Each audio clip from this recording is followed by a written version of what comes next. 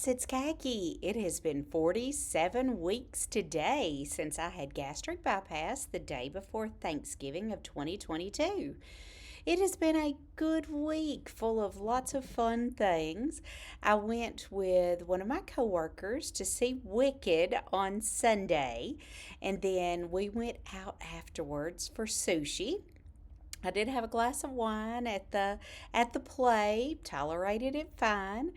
At sushi, I had a poke bowl, so no, I was thinking about maybe getting a roll without rice or even sharing a roll with rice, but decided to go with the poke bowl and it was good, tolerated it well. Had another dinner out last night with a friend and just had a grilled chicken salad, just your run of the mill salad. Everything went great. I have gotten back into doing my yoga since I got back from my trip. During the trip, I didn't do that. I just walked a whole lot. It was a little stiff to start with, but I'm trying to work those kinks out. It's so relaxing. I love it. And, I try to get some activity in every day. I do work late on Mondays and Wednesdays. I am in my office until 7, so some of those days planned activity takes a back burner, but on my other days I feel like it's really important. So I did do a what I eat in a video on Monday. So if you haven't seen that, be sure to check it out. I've had a lot of requests for that, and it's kind of fun to. I went back and watched some of my older What I Eat in a Day videos, and it's interesting to see how it progresses. At 47 weeks, I can tell that my hunger is picking back up, and I can tell that capacity, my food capacity, is picking back up. I still am eating about 3 ounces of protein at every meal, but I am eating a little bit more of the non starchy vegetables. I'd say my total at meals, I do still weigh my proteins. I weigh any fruit that I eat. I measure any kind of fats or carbohydrates, but vegetables, I just kind of eyeball. So I would say now I'm eating about a cup at a time. I was watching a video from a dietitian the other day, and she was talking about after surgery, those first few months of surgery, your ghrelin and your leptin levels are really, really different. And that is one of the big advantages of those first few months post op, that you could really make the most of that. But, your body is smart. You lose a considerable amount of weight, and those hormones kind of go back to, or not maybe where they were. It's not like that. But they do start to go back towards more normal production. And the way that she put it, I've been very fearful of that. But the way that she explained it kind of helped some. She talked about that was your body protecting itself.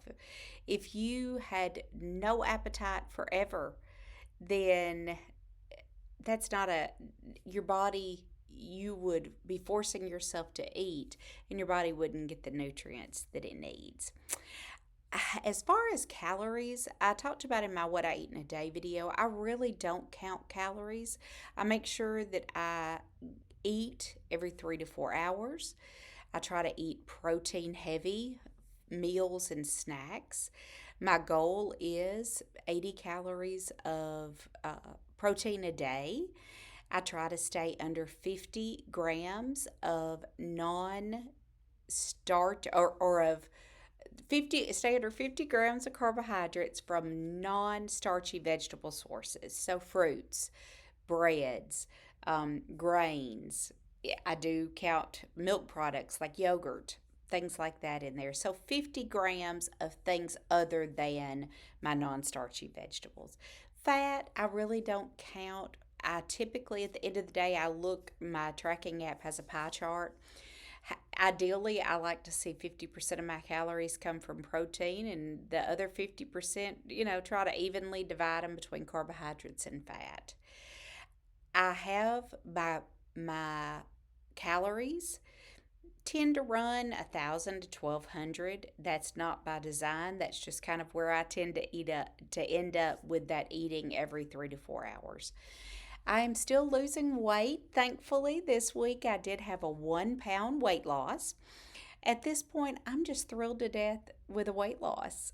And I know that that won't be forever. That puts me at a total of 121 pounds total loss. Somebody asked me the other day what my goal was. And I went into this kind of with a goal, but not a firm. I'm a big believer in how you feel.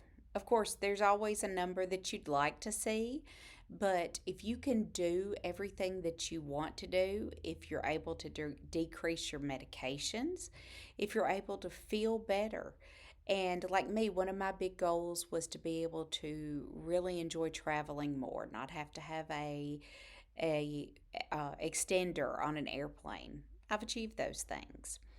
I would ideally like to lose maybe 15 or 20 more pounds, and that's to have a little bit of cushion. The natural process that I have seen in patients and have heard other people talk about is you need to have about a 10-pound play. And because most people do gain a little bit after they hit their lowest weight. So I'd like to have a 10-pound cushion. If that doesn't happen, that's not what my body wants. But ideally, another 15 to 20 pounds, I would be so happy, especially if I could do that before I have my skin removal surgery in March. So, plans for the week. It's going to be a quiet week. I really don't have anything exciting going on, so I'm going to try to rest, relax, do some yoga, take my puppy for a walk, maybe do some meal prep on the weekend. I'd love to hear how everybody else is doing. I'd love to hear where you're at in the process. Any challenges, struggles, successes, scale and non scale that you're having. If there is anything that you would like to see covered in a video or me to address in a video, please put it in the comments. I'd love to, answer any questions that you have or share anything with you that you'd like to see. I did have some requests for a meal prep video, and I think I've had a couple of other subject requests. I'm going to go back and look, and I'll hopefully get those out soon. Again, if you haven't seen that What I Eat in a Day video, check it out. Guys, I will see you next Wednesday. I hope everybody has a great week. Bye.